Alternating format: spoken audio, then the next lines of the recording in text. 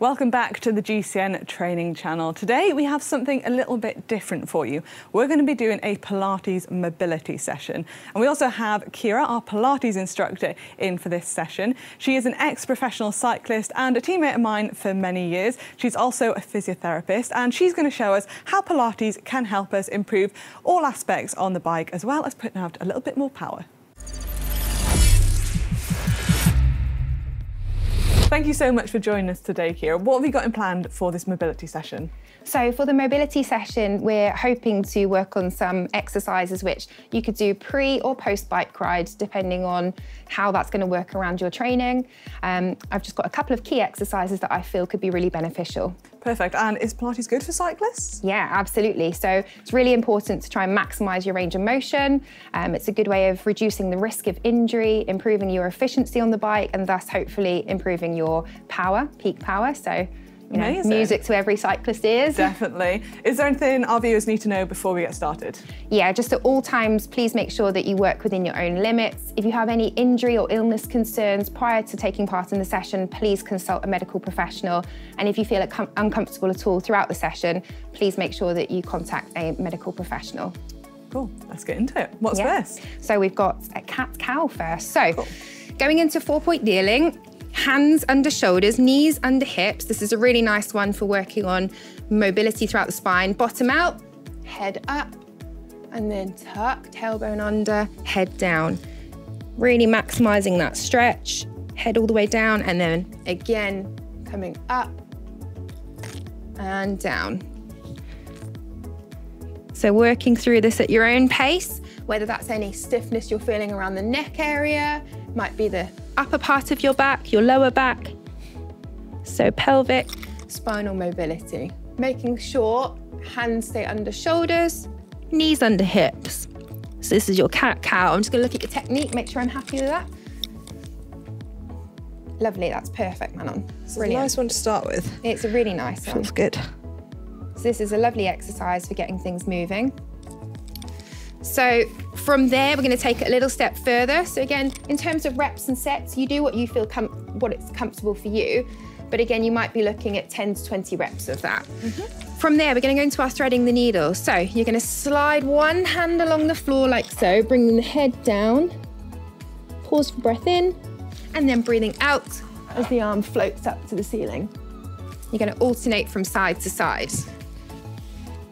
Hand down, back up. Now you can, with each rep, just start to bring the hand just a little bit higher, so we're stretching different muscle fibers. And then back up. And if you're someone who has very good range of motion and you want to maximise and make this a little bit more of a challenge, you can actually use the foam roller. So I'll get you to grab that for me, Manon. And I'll just show you a demonstration. So you can put the foam roller here, and instead you can just come along like so. And you see that's a little bit more challenging. So that's more advanced. Exactly, okay. If you haven't got a foam roller at home, that's absolutely fine. You could always be creative and try something like a rolling pin potentially. So I'll let you have a little go with that one, Manon. There you go, perfect. So slide along. You feel it's a bit more of a stretch, can't you? Definitely. Fab. So if you were doing that, you'd stick to the one side, and I'd aim for 6 to 10 reps of this for warm-up purposes and mobility, and then change to the other side for 6 to 10 reps. Should my shoulder get closer to the floor? Ideally. Quite tight there. And then as well, if you then, so next rep, if you come up with your hand a bit higher, yeah, perfect. You'll find it probably even more a little bit challenging. Oh yeah. Okay. So again, it's quite common to be, because of the positions that we're putting ourselves into on the bike, it's quite common to feel that stiffness around the upper part of our back and neck area for those prolonged durations we spend in that kind of aerodynamic positions. That's really nice, lovely. Switch sides? Yeah, perfect. I'll just do this side with you. And remember, if you can, with the breathing, the reason we're pausing to get that breath in and breath out is we're trying to maximise that stretch and that thoracic expansion. So we're trying to make it increase our range of motion as best as possible. Good stuff. Let's go 2 more.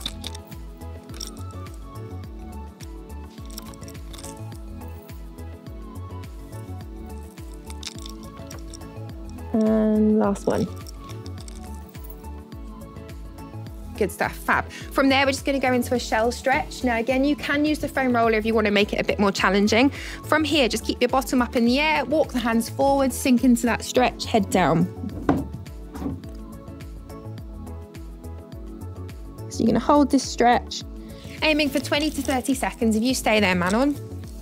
Perfect. What you can do as well in this position is just walk your hands all the way to the left. Lovely. So again, we're getting a nice stretch through this region too.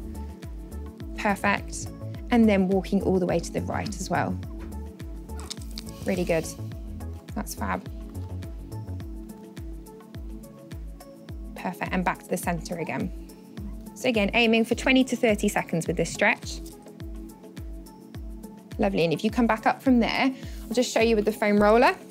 So again, with the foam roller, we're just coming down like so. And you're just trying to keep bottom up in the air and bringing those elbows down towards the mat. And the foam roller can just help you slide the hands to the left and right a little bit easier. Lovely. Okay, so you can have a little go at that one for me. Nice, really good. Perfect. Roll it back up and then slide off to the left. Good stuff. And can you feel that stretch a little bit more? Yeah, definitely. Down the right. Perfect. Back up and then, excellent. Really good. Fab. So that was your shell stretch exercise.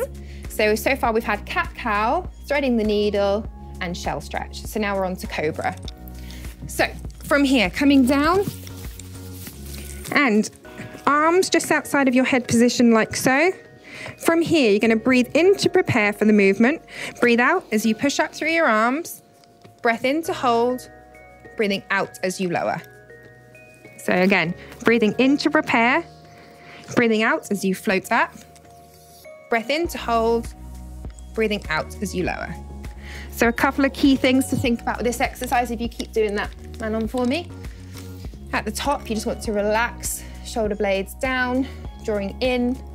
So we're nice and relaxed. Just think about ensuring they're not tensing, coming up towards the ears at all. You're pushing up through your arms.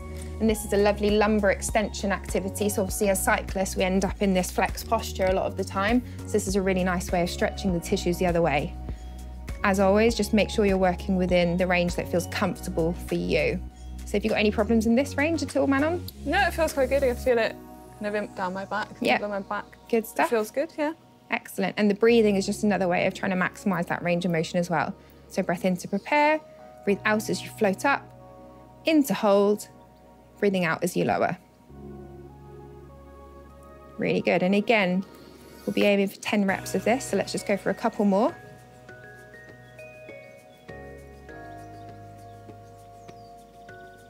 Excellent.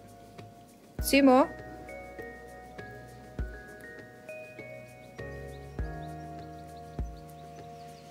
Fab. And then last one.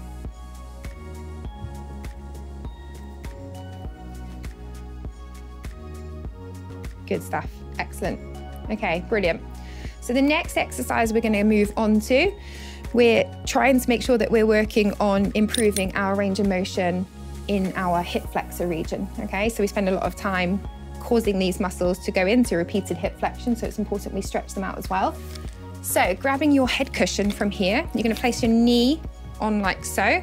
You're gonna bring one leg in front of you. If you struggle with your balance at all, you could just bring the leg out to the side a little bit, okay? From here, rather than thinking about bottom out, I want you to tuck under, like so. Keep feel that stretch already. Yeah, and keep that stretch there for me, okay? Now, if you're able to do so, you might think about adding arms overhead, okay? Like so. Again, aiming for 20 to 30 seconds with this stretch. So again, with our hip flexors, we're aiming at stretching 5 key areas within that. So our iliacus, psoas major, sartorius, rec fem, pectineus. Didn't know we had that many muscles in our hips. So this is a nice stretch in order to do so. Now we can take this a little bit further, again, if you feel comfortable to do so. What we can do, place one hand down, bring one up to the ceiling, and try and almost push this leg out a bit. You get a bit more of a stretch in the inner thigh as well then. Perfect, so again, let's hold this for 10, 9, 8, 7, 6, 5, 4, 3, 2, 1. Good work. Change sides. So again, we're just using that cushion just to make sure we're not causing any discomfort for our knee. So set yourself. So coming into this position, tuck that tailbone under, and from there, arms above, if you're happy to do so.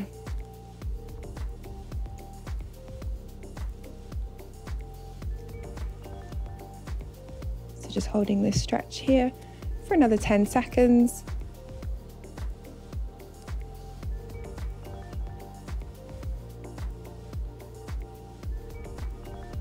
Good stuff. Hand down and arm up to the ceiling. Just push that leg out to the side if you can to add an additional stretch. And also by bringing the arm up here, we're also getting a little bit of spinal mobility again as well, particularly up through that thoracic region, so the upper part of your back.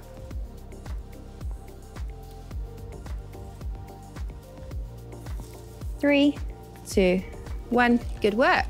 Excellent. So that's a wrap on our mobility session.